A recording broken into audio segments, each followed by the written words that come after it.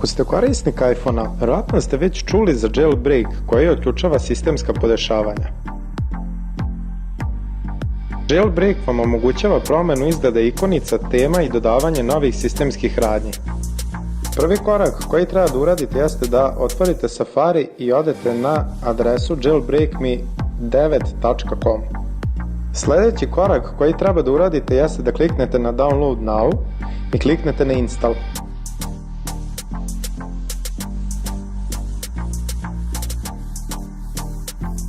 Kada se skine aplikacija, potrebno je da uđete u Airplane mod da bi se završilo instaliranje. Zatim, slobodno možete izaći iz Airplane moda.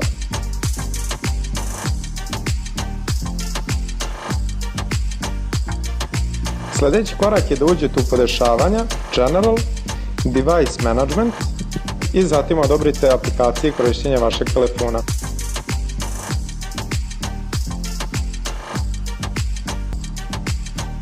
Sljedeći korak je da pokrenete skinutu aplikaciju, dozvolite notifikacije na vašem telefonu, upalite Airplane mod i kliknete na krug u sredini.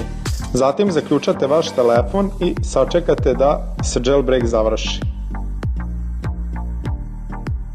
Kada se telefon restartovao, vaš telefon je jailbreakovan, a to ćete i vidjeti kada se pojavi ikonica CD-a.